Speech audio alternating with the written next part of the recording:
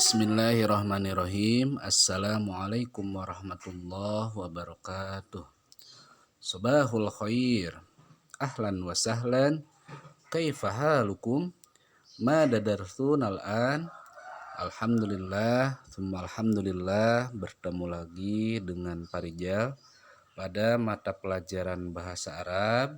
Insyaallah masih melanjutkan ad-darsul khamis, pelajaran 5, yakni tentang fil bait, yaitu di rumah ya.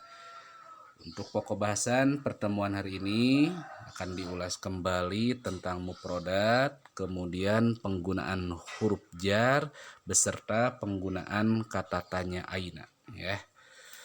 Di halaman 86 boleh kalian buka atau lihat slide-nya. Di sana ada 14 mufradat untuk ad-darsul khamis ini tentang fil bait. Yang pertama, yang minggu kemarin ketika voice note masih banyak pelafalannya yang kurang pas ya. Perhatikan cara pelafalannya beserta artinya ya. Bustanun artinya kebun, kemudian hujroh kamar, gurfatud doib ruang tamu, gurfatul akli ruang makan, gurfatul usroh ruang keluarga, surfatun teras, hammamun kamar mandi, bisatun karpet, midyaun radio, miknasah sapu, sarirun tempat tidur, wisadah bantal, mir'atun cermin, firosun kasur. Itu mufradat di halaman 86. Berikutnya di halaman berikutnya halaman 87 ada 1 2 3 4 5 6 mufradat ya. Sisanya bilatun lantai, kursiyun kursi, nindodatun meja, bisa juga maktabun ya meja itu, nafidatun jendela, babun pintu, jidarun dinding ya.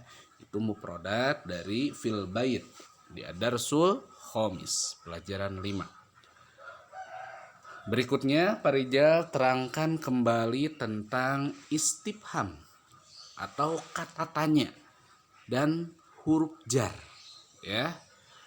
Jadi di dalam bahasa Arab itu ada beberapa kata untuk menunjukkan tempat suatu benda ya. Waktu itu pernah belajar kalian isim isaroh, itu mah kata tunjuk. Sekarang mah kata-kata yang menunjukkan tempat suatu benda ya. Bisa di dalam, di belakang, di depan, di atas, di samping dan lain sebagainya ya. Kita lihat dalam bahasa Arab yang pertama ada, ini termasuk juga huruf jar ya. Yang pertama adalah fi.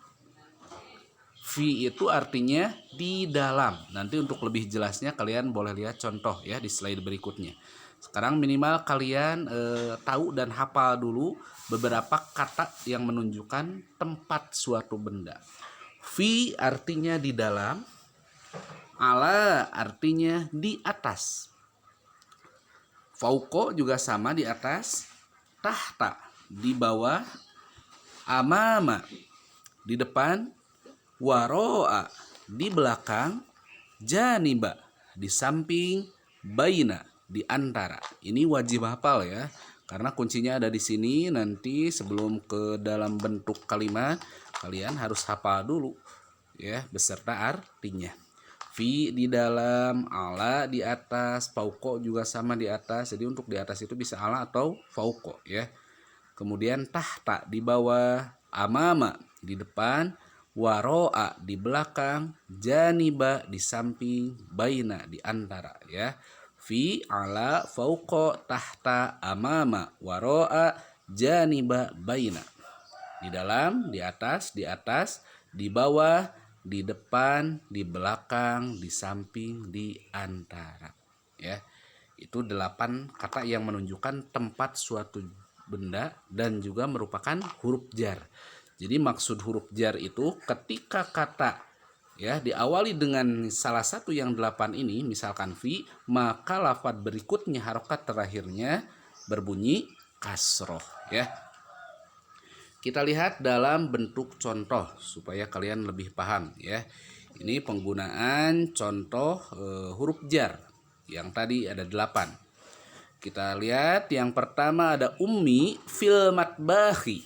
Ummi fil matbahi. Kira-kira yang mana huruf jarnya? Yang fi. Tadi artinya di dalam. Berarti artinya apa? Ummi, ibuku, fil matbahi. Di dalam dapur atau di dapur. Ya. Kita lihat fil matbahi. Harokat terakhir kasroh. Tidak domah, tidak fathah. Karena sebelumnya ada huruf jar. Yaitu fi. Ummi fil matbahi. Ibuku di dapur. Kemudian yang kedua, penggunaan kata ala, huruf jarnya ala, lihat. Ajlisu alal kursi. Ajlisu alal kursi. Artinya apa? Aku duduk alal kursi. Di atas. Ala itu artinya di atas. Kursi di atas kursi. Ya, cukup jelas. Aku duduk di atas kursi. Ajlisu alal kursi. Ya, ini tidak sembarangan menggunakan huruf jar, tidak sembarangan menggunakan kata yang menunjukkan tempat suatu benda ya. Harus masuk akal juga. Ya, seperti aku duduk di atas kursi. Masuk akal ya. Jangan sampai yang tidak masuk akal. Misal aku duduk misalkan di depan di bawah kursi misalkan ya. Lagi ngapain di bawah kursi? Yang ketiga, as-sama'u fauqal ardi. Ini sama artinya di atas tapi menggunakan kata fauqo. As-sama'u fauqal ardi. As-sama'u artinya langit ya. Fauqal ardi, fauqo di atas, ardi itu bumi. Berarti langit itu di atas bumi. Betul gak langit di atas bumi? Betul. Ya, makanya yang harus masuk akal. As-sama'u fauqal ardi. Langit itu di atas bumi. Yang keempat, penggunaan kata tahta artinya di bawah. As-saburatu tahta surati. As-saburatu tahta surati. As-saburatu itu papan tulis ya. Tahta di bawah as-surah. Surah itu bisa foto atau gambar. Berarti as-saburatu tahta surah.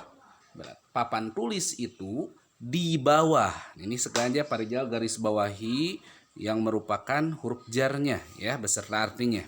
As-saburatu tahta surati. Papan tulis itu di bawah foto atau gambar. Yang kelima, al-fina'u amamal bait. Al-fina'u amamal bait. Kira-kira yang mana huruf jarnya? Yang amama, artinya di depan ya. Al-fina'u, finaun itu halaman ya. Finaun itu halaman. Amamal bait, halaman itu di depan rumah ya. Al-fina'u amamal bait, halaman itu di depan rumah. Yang keenam, yaqumu Hamid wara'a akhi. Yaqumu Hamid wara'a akhi. Hamid duduk di belakang saudaranya ya. Wara'a nih kata di belakang. Yang ketujuh, madrasati janimal masrob. Apa artinya? Sekolahku di samping, masrobun itu bank ya. Sekolahku janiba, janiba atau janibun itu artinya di samping. Sekolahku di samping bank. Yang terakhir penggunaan baina. Al-faslu bainal maktab wal maqsof. Kelas itu di antara, baina ya. Kelas itu di antara al-maktabati wal maqsob, di antara perpustakaan dan kantin. Itu contoh 8 penggunaan huruf jar ya. Dimana ini harus tepat penggunaannya ya. Fi, kemudian ala, fauqo, tahta, amama, waro'a, janiba, sama baina. Berikutnya ada materi tambahan yaitu tentang penggunaan kata tanya ya. Kata tanya yang menanyakan sesuatu yang berhubungan dengan apa? Dengan penggunaan huruf jar tadi ya. Untuk bertanya tentang keberadaan suatu barang digunakan kata aina. Ya, digunakan kata aina. Kalau sebelumnya kalian belajar tentang kata tanya ma, kemudian man, siapa, kemudian ada hal, apakah, ya. Ini ditambah lagi kata tanyanya ada aina. Artinya itu di mana aina itu, ya. Contoh yang pertama, aina tilmidu. Ada yang bertanya, ya, aina tilmidu, di mana murid laki-laki? Ya. Jawabannya at-tilmidu fil fasli. Murid biasanya berada di mana? Di kelas. Makanya at-tilmidu fil fasli. Murid di dalam kelas atau di kelas. Yang kedua, ainal ustad, di mana guru? Menanyakan guru. Kira-kira guru di mana tempat itunya? Ya, posisinya. Al ustadu amamat talamid. Guru di depan, amama. Imam kan imam di depan, ya, amama. At-talamid, guru di depan murid. Yang terakhir, ainal maqsob, di mana kantin? Jawabannya al maqsobu, kantin, janibal maktabah, di samping apa? Perpustakaan, ya. Jadi perhatikan kalau ada kata tanya aina, ditanyakan aina tilmidu, jawab dulu at-tilmidu, diulangi lagi, kemudian menggunakan kata atau huruf jar apa yang tepat, ya. Itu tentang materi penggunaan kata tanya aina, ya. Ini supaya kalian paham, lebih paham, selain menyimak dan memperhatikan yang disampaikan sama Pak Rija, ada latihan terlebih dahulu. Ini ada di buku paket halaman 91 yang latihan 3. Itu semuanya ada 10 nomor, ya. Tapi kalian cukup kerjakan 5 soal saja, 5 nomor saja, yaitu nomor 2, 4, 6, 8, dan 10. Ini yang berkaitan dengan penggunaan huruf jar, ya. Dan tugasnya nanti dikirim kepada Rija dalam bentuk foto, ya.